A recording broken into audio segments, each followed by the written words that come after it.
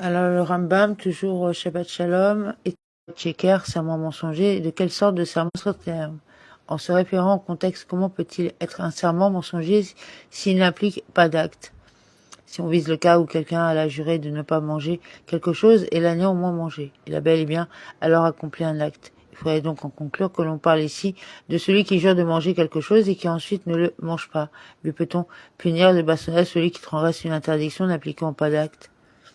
En effet, on enseigne que celui qui transgresse cette interdiction volontairement est puni de bastonnade. S'il s'agit non intentionnellement, il doit apporter un sacrifice à caractère graduel, comme nous l'avons expliqué au commandement positif numéro 72.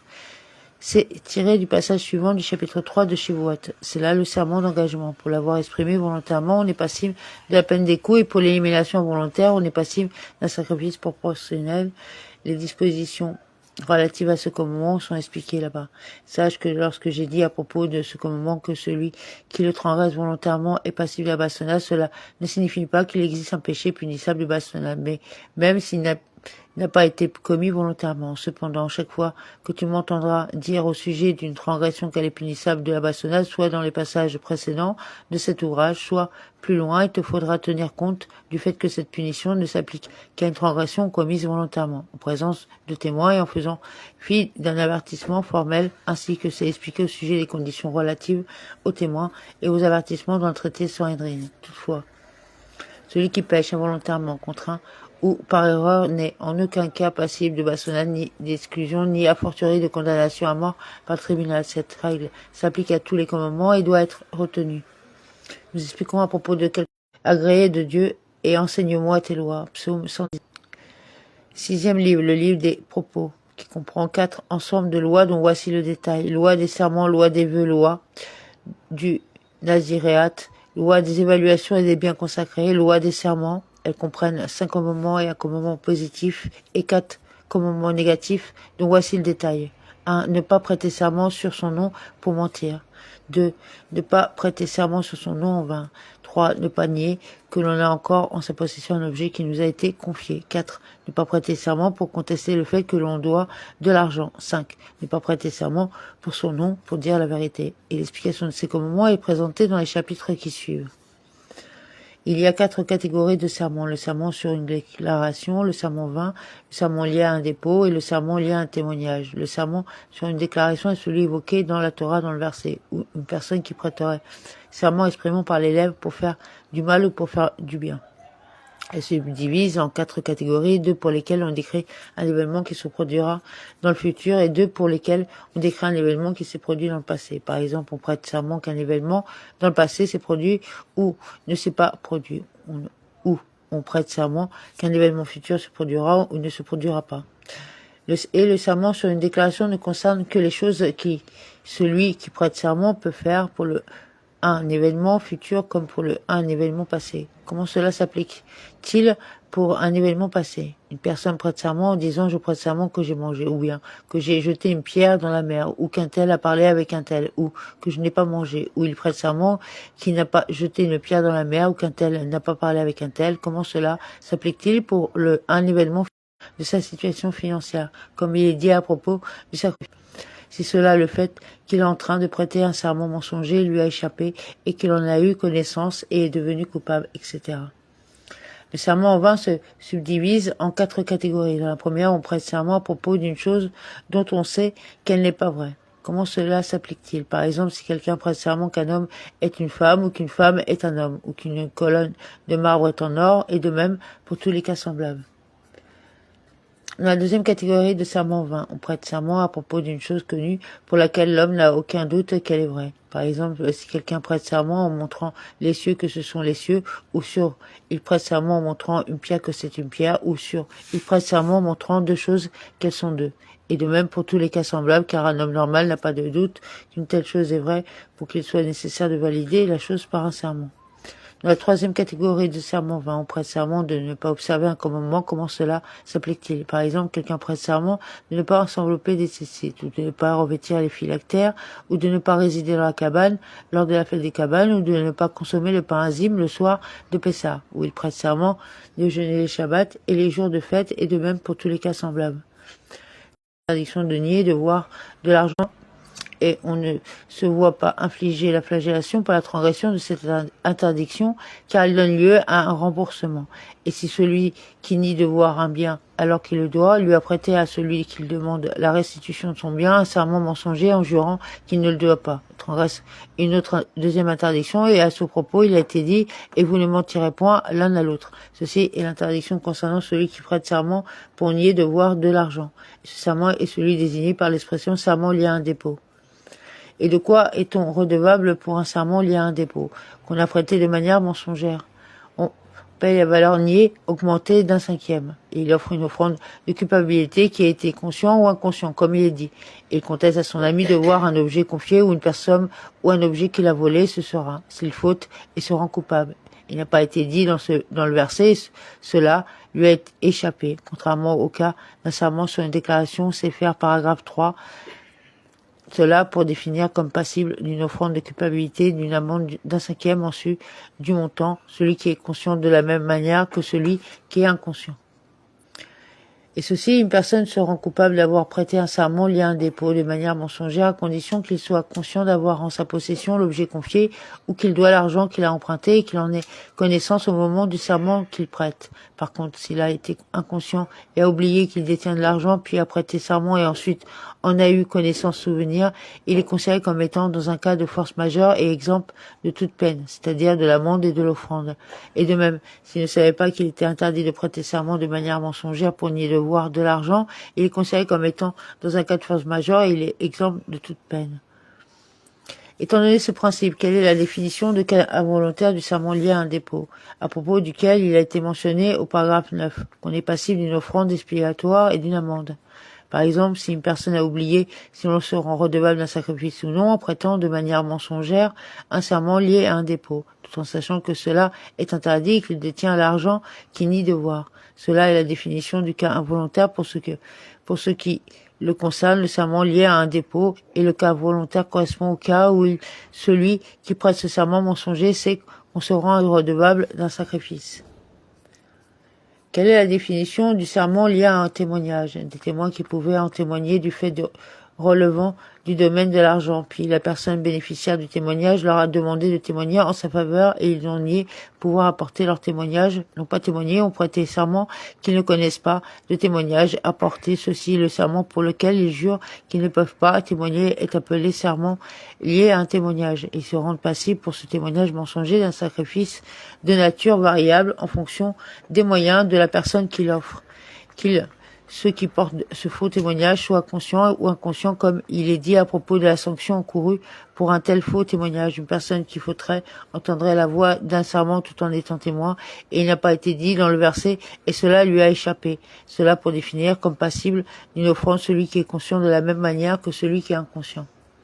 Quelle est la définition du cas involontaire inconscient pour lequel on est aussi coupable du serment lié à un témoignage? Par exemple, une personne a oublié si l'on se rend redevable d'un sacrifice tout en sachant qu'un tel serment est interdit et qu'il est mensonger. Et le cas volontaire correspond au cas où celui qui prête ce serment mensonger, sait qu'on se rend redevable d'un sacrifice. Mais il ne savait pas que ce serment est interdit, ou si les témoins potentiels ont oublié le témoignage et ont prêté serment qu'ils n'ont pas à témoigner pour cette personne.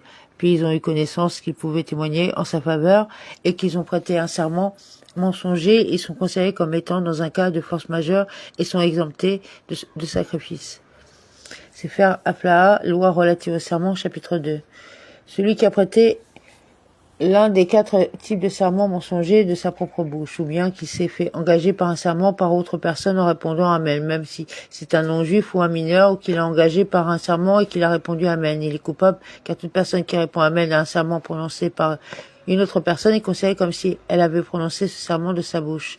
Et celui qui répond Amen, comme celui qui dit des propos dont le sens est similaire au fait de répondre Amen. Par exemple, s'il dit oui, ou je suis assujetti par ce serment, j'ai accepté ce serment, et tout ce qui est semblable à ces expressions, quelle que soit la langue employée, est considéré comme ayant prêté serment à tout point de vue, que cela implique qu'il soit passible de flagellation, que cela implique qu'il soit redevable d'un sacrifice. Celui qui prête serment, comme celui qui s'est fait engager par un serment par une autre personne en mentionnant un des noms ineffaçables de Dieu ou l'un des qualificatifs par lesquels on désigne Dieu. Par exemple, s'il a prêté serment sur celui désigné comme le bienveillant, ou sur celui désigné comme le miséricordieux, ou celui désigné comme tardif à la colère, ou toute expression qui leur est semblable, quelle que soit la langue, cela est un serment au sens plein, pardon. Et de même, les mots Allah, serment accompagné d'une malédiction, et maudit. Le sens d'un serment, et ce à condition qu'il, celui qui prête serment, en employant ces termes, mentionne l'un des noms de Dieu ou l'un des qualificatifs par lequel on désigne Dieu. Comment cela s'applique-t-il? Par exemple, s'il a dit en employant les mots serment et maudit, que soit engage par un serment à Allah, ou que soit maudit devant Dieu, ou devant celui qui est désigné comme le bienveillant, celui qui, en se référant à lui-même, consommera telle chose, et qu'il l'a consommé, il a prêté un serment de type serment sur une déclaration mensonger, et de même pour les autres types de serments. Et de même celui qui a dit serment par Dieu, ou serment par celui qui est désigné comme le bienveillant, que je ne mangerai pas quelque chose, il a mangé, ou il a prêté un serment de cette manière qu'il s'agit d'une femme alors qu'il s'agit d'un homme, ou s'il a prêté un serment de cette manière que je ne dois rien alors qu'il lui doit de l'argent, ou s'il a prêté un serment de cette manière que je ne te sais pas de témoignage à témoigner en ta faveur alors qu'il le sait, il est coupable pour avoir prêté un serment mensonger.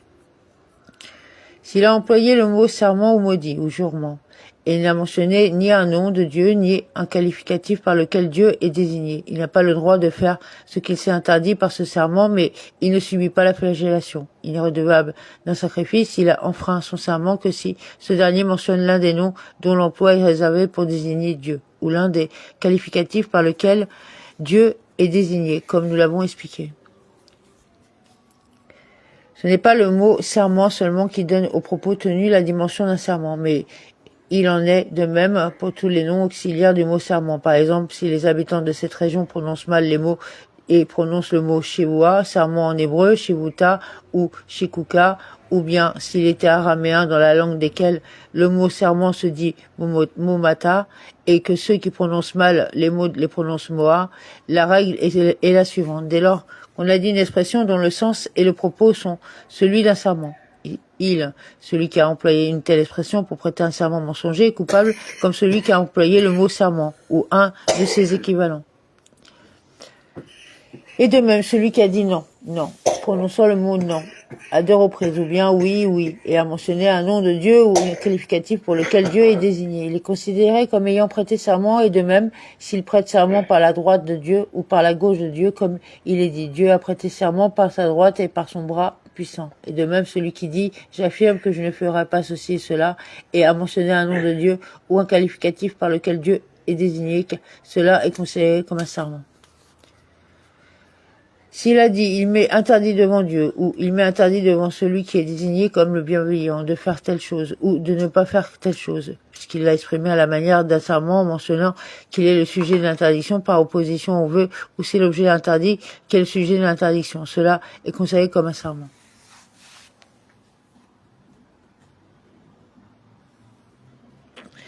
S'il a entendu son ami prêter serment et a dit « Et moi je suis comme toi », puisqu'il n'a pas prononcé un serment de sa bouche et que son ami ne l'a pas engagé par un serment, il est exempt de toute sanction s'il ne respecte pas le serment de son ami auquel il s'est joint. Et c'est le cas désigné dans le Talmud comme celui de la personne qui se lie au serment d'un autre. Et de même, s'il prête serment qu'il ne mangera pas cette viande, puis il dit « Et ce pain est semblable à cette viande », il est exempté en cas de transgression de sa parole pour ce qui est du pain, qu'il a souhaité associer à son serment initial, car il n'a pas exprimé du serment par sa bouche à son propos du pain, mais plutôt là lié au serment initial. Et bien qu'il ne subisse pas la flagellation et ne soit pas redevable d'un sacrifice, en cas de transgression de sa parole pour ce qui est du pain, il lui est interdit de manger du pain qu'il a associé au serment initial. Celui qui a eu l'intention d'un serment et a décidé dans son cœur de ne pas manger aujourd'hui ou de ne pas boire et a décidé que cela lui est interdit par un serment, mais n'a rien prononcé de sa bouche. Il a le droit de faire ce qu'il a pensé s'interdire comme il est dit en exprimant par les lèvres. Celui qui prête serment n'est passible d'une sanction en cas de transgression de son serment que s'il a exprimé par ses lèvres le propos de son serment. Et de même, s'il a décidé dans son cœur de prêter serment et s'est trompé et a exprimé par les lèvres quelque chose qui n'était pas dans son cœur, il a le droit de faire ce qu'il a mentionné comme interdit par erreur. Quel est le cas? Celui qui a l'intention de prêter serment, qui ne mangera pas chez Réhouven, et qui, lorsqu'il a souhaité exprimer son serment, il a prêté serment, qui ne mangera pas chez Shimon, a le droit de manger chez Réhouven, car il ne l'a pas mentionné par ses lèvres, et il a le droit de manger chez Shimon, car Shimon n'était pas inclus dans le serment qu'il avait l'intention de prêter dans son cœur. Et de même, pour les autres types, le serment autre que le serment sur une déclaration dont fait partie l'exemple cité dans le paragraphe 11. Il n'est passible de sanction en cas de transgression que si son cœur, son intention correspond à ce qu'il exprime par sa bouche. C'est pourquoi, si une personne a prêté serment devant nous qu'il ne mangera pas ce jour-là et qu'il a mangé, puis les témoins l'ont mis en garde et il a répondu, je n'ai l'intention que de dire que je ne sortirai pas aujourd'hui et ma langue s'est trompée et a exprimé l'interdiction de la consommation que je n'avais pas l'intention de m'interdire. Celui-ci ne subit pas la flagellation à moins qu'il avoue devant des témoins avant de manger que c'est la consommation qu'il a juré de s'interdire, ou bien il est coupable s'il accepte la mise en garde des témoins ou qu'il ne prétend pas, au moment de la mise en garde, s'être trompé quand il a exprimé son serment. Dans ce dernier cas, il est coupable même s'il le prétend par la suite s'est trompé après avoir accepté sans contester la mise en garde. Et de même, si les témoins l'ont mis en garde et qu'il a dit je n'ai prêté serment ou formulé un vœu que concernant m'interdisant cela. Puis après qu'il est témoin et témoigné qu'il a prêté serment ou formulé un vœu, lui interdisant l'acte qu'il a commis, il a dit oui. C'était ainsi que j'ai juré ou prêté serment, mais mon intention ne correspondait pas à ce que j'ai exprimé par ma bouche. Ou bien, il a dit par la suite, j'avais une condition en tête que j'ai formulée à voix basse, à laquelle était subordonné le vœu. Ou, on l'écoute pas, il se voit infliger la flagellation. De la même manière, si des témoins lui ont dit, ta femme a formulé un vœu, il lui a dit, j'avais l'intention de le lui annuler et je le lui ai annulé. On accepte ses propos. Si des témoins lui ont dit, ta femme a formulé un vœu, et il lui a dit, elle n'a pas formulé de vœu, et dès qu'il les a vus, les témoins témoignaient à son propos, il a dit, j'avais l'intention de le lui annuler et je lui ai annulé. On n'accepte pas ses propos. S'il avait décidé dans son cœur de ne pas manger de pain de blé et qu'il a juré qu'il ne mangerait pas de pain, sans préciser la nature du pain qu'il s'interdit, il n'a pas le droit de manger du pain fait à partir de farine de blé, car le pain de blé est désigné par le mot pain. Celui qui prête serment en disant « Je jure que je ne mangerai pas de pain aujourd'hui et je me réfère dans ma formulation à votre compréhension des termes » ne peut pas dire « c'est telle et telle chose que j'avais dans mon intention lorsque j'ai prêté serment, car il n'a pas juré en se référant à sa propre compréhension des termes, mais à la compréhension d'autres personnes. Et dès lors que ce qui a été exprimé par sa bouche correspond à l'intention de ceux auxquels il s'est référé en prêtant serment, il est coupable en cas de transgression de ce qu'il a dit, car le cœur, l'intention de ces derniers est en lieu et place du cœur de l'intention de celui-ci. Il en est de même pour les autres types de serments. C'est la raison pour laquelle les juges dans un tribunal qui traite un litige, lorsqu'ils font prêter serment à celui qui doit prêter serment, celui qui nie la réclamation d'un ami, lui disent « Ce n'est pas en nous référant à ta compréhension des termes que nous te faisons prêter serment, mais en nous référant à notre compréhension des termes, de sorte que celui qui prête serment ne puisse pas avoir une intention contradictoire en tête qui enlève toute validité à son serment mensonger. » Celui qui a prêté serment alors que ce qu'il a exprimé par sa bouche correspond à son intention. Puis après qu'il se soit interdit cette chose par ce serment, il est devenu sur ses propos dans le temps de parler, ce qui correspond au temps qu'un élève prend pour dire au maître « Salut à vous, maître », et qu'il est conseillé comme immédiatement après, il a dit ceci n'est pas un serment, ou bien j'ai regretté, ou bien je suis revenu sur mes propos, ou tout propos équivalent qui signifie qu'il se permet ce qu'il a interdit, il est libéré de son serment et le serment est déraciné car celui-ci est comparable à celui qui s'est trompé dans l'expression de son serment. Et de même, si d'autres personnes lui ont dit immédiatement après qu'il ait formulé son serment, reviens sur tes propos, ou cela t'est permis, ou tout propos semblable, et qu'il a accepté leurs propos dans le temps de parler temps qu'un élève prend pour dire au maître, salut à vous, maître, et à dire d'accord, ou je reviens sur mes propos, ou tout propos semblable, il est libéré de son serment, mais c'est après le temps de parler temps qu'un élève prend pour dire au maître, salut à vous, maître, que les témoins lui ont dit de revenir sur ses propos, il ne peut pas revenir sur ses propos.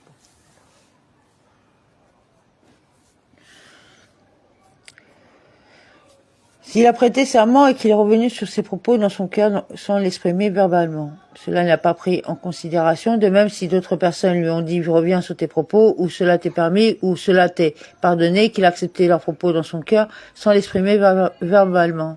Cela n'est pas pris en considération jusqu'à ce qu'il exprime de sa bouche comme son serment, son changement d'avis ou l'acceptation de ce qu'ils lui ont dit les témoins.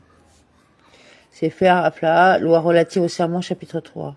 Toute personne qui prête l'un de ces 4 types de serments sous la contrainte est exempte de toute sanction en cas de non-respect de ce qu'il a juré de force. Qu'il s'agisse d'une personne qui l'a prêté serment par erreur depuis le début, comme nous l'avons expliqué, ou celui qui a prêté serment volontairement et qui l'a pris par un cas de force majeure et s'est vu dans l'impossibilité de respecter son serment ou qu'une personne puissante a forcé à jurer.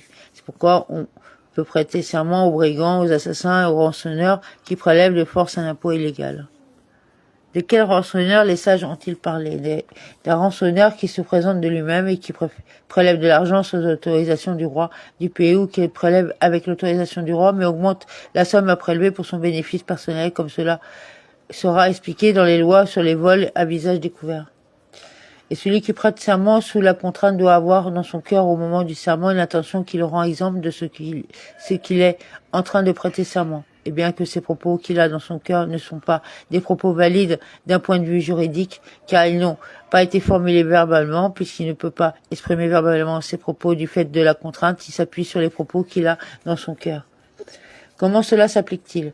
Par exemple, s'il prête serment à une personne qui le force qu'il ne mangera pas de la viande sans autre précision et que dans son cœur, il pense qu'il ne mangera pas de la viande ce jour-là ou qu'il ne mangera pas de la viande de porc, il a le droit de manger de la viande et de même pour tous les cas semblables. Et de même, pour un serment exagéré ou involontaire, on est exempt de toute sanction en cas de non-respect du serment. Qu'est-ce qu'un serment exagéré? Par exemple, s'il a vu des grandes armées ou une haute muraille, il a juré qu'il a vu l'armée de tel roi et les soldats étaient comme aussi nombreux que ceux qui sont sortis d'Égypte, ou dans le cas de la muraille, qu'il a vu la muraille de telle ville et qu'elle était élevée jusqu'au ciel, et de même pour tous les cas semblables où les propos sont clairement démesurés et décrivent la réalité de manière clairement exagérée. Car une telle personne n'a pas pensé dans son cœur que la chose est telle, ni plus petite ni plus grande, mais il a plutôt voulu décrire la hauteur de la muraille ou le grand nombre de personnes de soldats.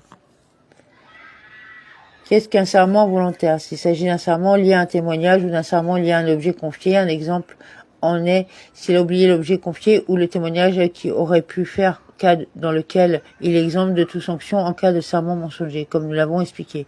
Et s'il s'agit d'un serment vain, un exemple de cas involontaire en est s'il a juré qu'il ne se revêtira pas de phylactère alors qu'il ne savait pas que mettre les phylactères constituent un commandement, et s'il s'agit d'un serment mensonger, un cas involontaire en est s'il jure qu'il n'a pas mangé et se rappelle qu'il a mangé, ou bien s'il a juré qu'il ne mangera pas, puis il a oublié et a mangé, ou s'il a juré que sa femme ne tirera pas profit de lui car elle a volé son porte-monnaie, ou parce qu'elle a frappé son fils, puis il a appris qu'elle n'a pas volé ou n'a pas frappé son fils, et de même pour tous les cas semblables de serment où il y a une erreur.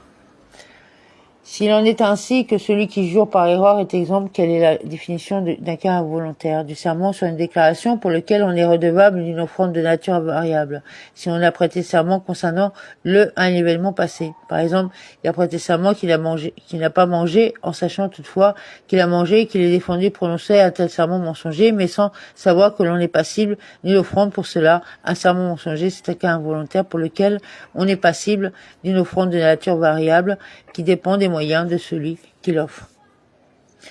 Quel est le cas involontaire du serment sur une déclaration pour lequel on est redevable d'une offrande si on a prêté serment concernant un événement futur? Par exemple, il prête serment qu'il ne mangera pas du pain de blé, puis se trompe en pensant qu'il a prêté serment de manger du pain de blé, et en mange. De sorte que la formulation du serment lui échappe, mais qu'il se souvient de l'objet concernant lequel il a prêté serment. Ceci est un cas involontaire d'un serment sur une déclaration pour un événement futur pour lequel on est redevable d'une offrande. Par contre, s'il prête serment de ne pas manger du pain de blé, puis mange du pain de blé en pensant qu'il s'agit du pain d'orge, il est considéré comme dans un cas de force majeure, il est exempt d'une offrande, car le serment ne lui a pas échappé, mais seulement l'objet concernant lequel il a prêté serment. S'il a oublié quel était la formulation du serment et quel était l'objet concernant lequel il a prêté serment. Et l'exemple d'une offrande. Comment cela s'applique-t-il? Par exemple, s'il a prêté serment de ne pas manger du pain de blé et il s'est trompé et a pensé avoir prêté serment de manger du pain de blé. Il a mangé du pain de blé en pensant qu'il s'agissait du pain d'orge, de sorte qu'il a ignorance du serment et de la nature de l'objet. Il est considéré comme dans un cas de force majeure et exemple.